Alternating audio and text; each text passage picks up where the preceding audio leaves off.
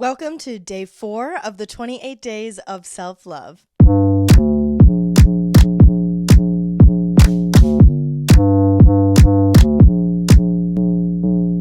Yesterday we talked about unlearning perfectionism, how when we cement these images in our head of the standard that we want to reach in order to consider ourselves enough or worth love, that you're not going to reach any sort of self-love in that way, that you have to allow self-acceptance, and the perfectionism truly does block that. And without the self-acceptance, it's going to obviously be really hard to love ourselves. So today, I want it to shift into what it looks like to romanticize your life.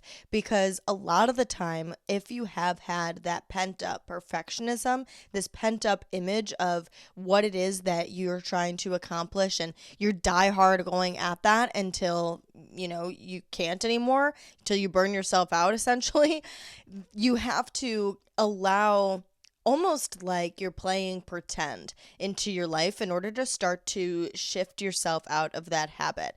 Now, I used to love, but I don't anymore love the phrase fake it till you make it, because I don't want to fake it. I want to just do what I have the skill set at this moment to do, and do that to my best capacity. And then I will, level up to the next skill set once I have mastered this last one.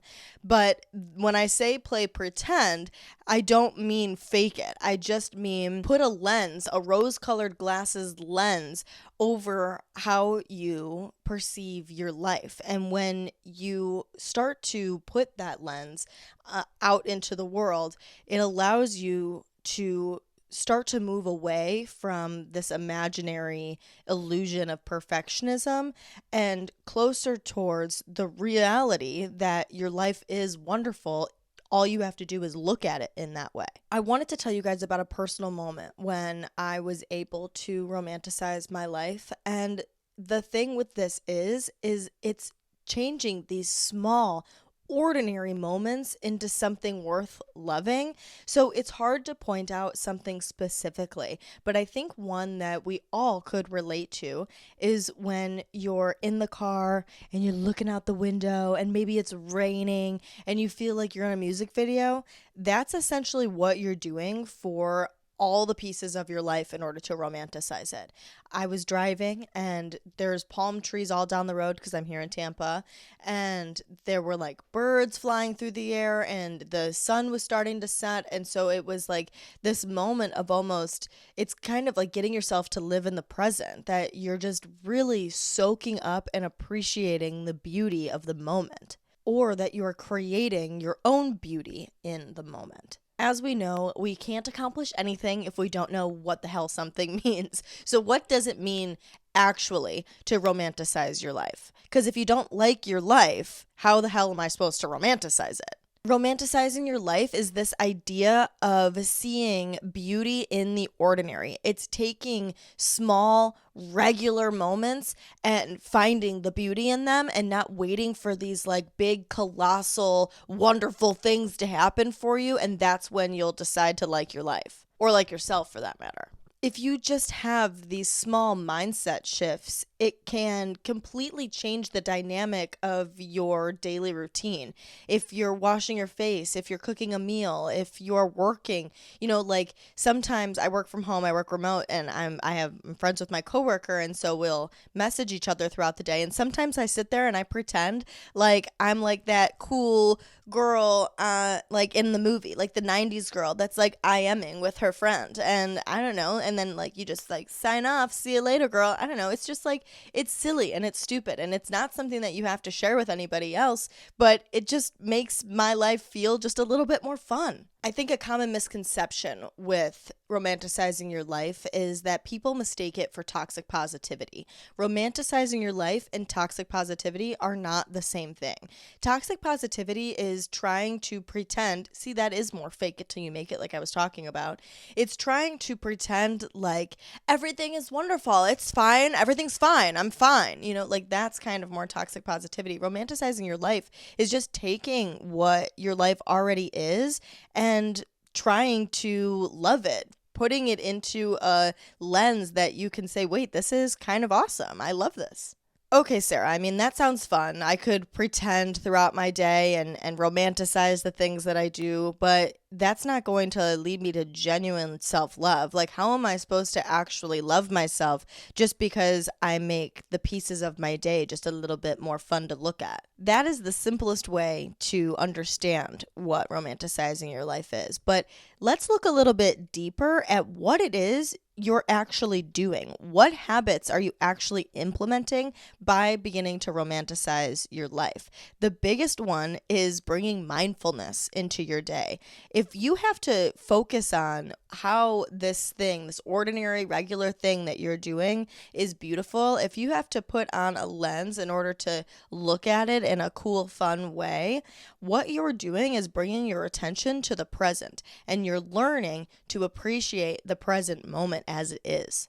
It shifts your focus from lack to abundance. Instead of saying, oh, I don't feel like washing my face, this sucks, you can instead say, oh my gosh, fun little spa moment, fun little bathroom moment. I'm going to put on my candle. I'm going to put on my relaxing music. I'm going to take my time. I'm not going to rush through my skin routine so that I can go lay back down and watch Netflix, you know. I'm going to take the time to enjoy it, make the room smell nice, do whatever it is you got to do to actually enjoy this mundane moment. And even if you don't add any of the physical pieces to the skin routine in order to make it more romanticized, even just thinking about it different, even if you're in your dirty ass fucking bathroom with hair cake to your sink, but you decide to take your time washing your face instead of powering through it so that you can get it done because I just don't feel like fucking doing it.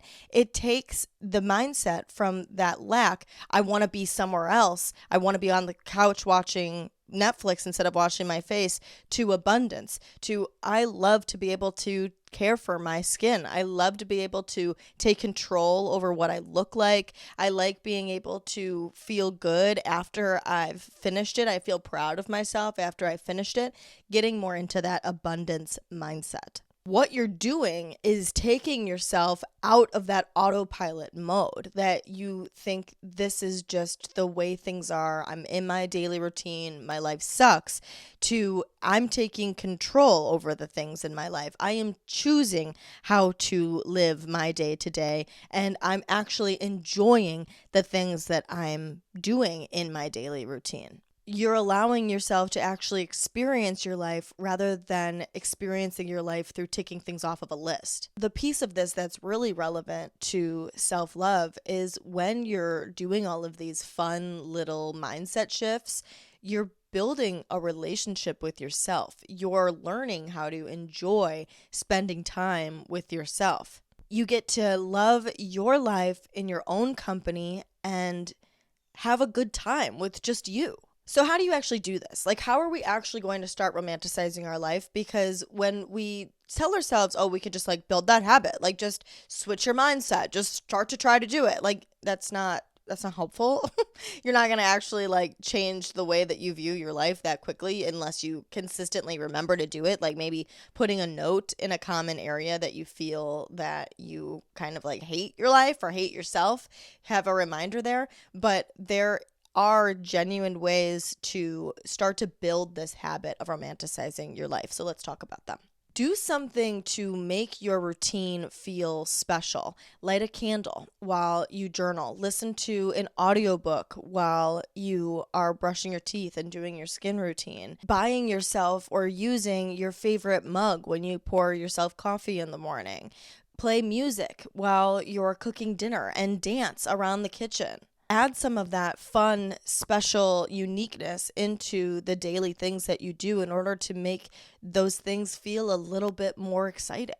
Engage your senses. Think of your 5 senses: taste, smell, hearing, touch, sight, hi, hello, and engage with them a little bit more. Slow down to actually taste your food and enjoy your food and be grateful for your food. Allow yourself to feel the warmth of the sun on your skin or the breeze in the air. Notice the small details of things, kind of like what I was talking about, like about the birds flying through the air, and just noticing the beauty around you, the colors of the leaves, the true colors of the leaves, not just, oh, that tree is green. Actually look at it and see what colors do you genuinely see in there. Taking these moments, it's literally that saying, stop and smell the roses, like taking these moments to be mindful of your senses and use them to slow yourself down. Find beauty in the mundane, the sound of the pages as you turn them in a book, the way that the sunlight comes through your curtains and hits the wall in the morning. Watching the rain, this is that example, looking out the window and pretending like you're in a movie. Watch the rain, enjoy the rain. Find beauty in just the way that things look and the way that things are. Play dress up for yourself, whether that's just trying a little bit harder and putting something on that makes you feel good, even if you work from home, even if you're not going anywhere, even if you're just running errands, or it's trying to dress in a way that aligns with your best self, that your best self shows up in elevated attire. So start to try to incorporate that into your life a little bit more. Stop getting dressed just to get dressed. If you put a little bit of intention into it, it really makes you feel good. Celebrate small moments, a really good cup of coffee, somebody complimenting you and telling you you had a good hair day, and then like living that up for the rest of the day because that made you feel good. Something that you can celebrate these wins that happen in your day. I took a full body shower and shaved and did my lotion and did all of those things. That's a win. I did my hair today. That's a win. I did my makeup. I didn't do my makeup and I just allowed my natural beauty to come through. Celebrate those small wins. Curate an atmosphere that you love. Like when you're cooking, I think a super fun thing to do would be like to get like a cute apron and put on some music and have some scents going and kind of just embodying this like fun environment that you can really enjoy. Create a cozy reading corner or a cozy journaling corner for yourself that you love to be in. Set the mood inside of your environment so that you can just really enjoy the space you're in. And my last point is that you can create these small rituals in order to turn simple things into experiences. For your nighttime skin routine, put a flickering light or a nice candle in the bathroom and put some music on that's soothing. Read with a warm drink and feel the warm drink in your hand, feel the warm drink going down your throat as you enjoy the book. You could also turn on music with the book as well, like something relevant to the kind of story you're reading, or if you want to read like in a thunderstorm with a fire crackling, making those experiences, like plugging that into YouTube and immersing yourself in what it is, the activity it is that you're doing. A slow morning breakfast, allowing yourself, sure, maybe you'd have to wake up a little bit earlier, but it being worth it because you can move slowly at your own pace as you get ready in the morning, making getting ready in the morning an experience compared to just like jumping out of bed, getting ready, shoving food down your throat and getting out the door. Let's lock this shit in. What is our daily challenge and our journaling prompt in order to really solidify romanticizing our life starting today? Your daily challenge is pick one simple daily habit and make it feel special today. Whether that's making your morning coffee an experience, playing your favorite music while cleaning, or going for a walk and noticing the little things. Easy enough. And then for your journaling prompt, what are 3 small things in your daily life that bring you joy? How can you be more intentional about appreciating them? You could absolutely just take what we have talked about today when it comes to romanticizing your life and the habits that you can implement in order to make that happen. Something may have resonated with you that will carry through with you into your day-to-day. But doing the daily challenge and doing the journaling prompt is what's really going to lock it in for you. Because when you put it into the physical, when you show yourself a true example of what it would look like in your daily life, you can have that stuck into your mind, you can apply it to you personally, you specifically, in a very clear way that you are now going to bring awareness into your mindset and into your existence and begin to automatically apply it into all areas that it is necessary so that you can truly begin to love yourself.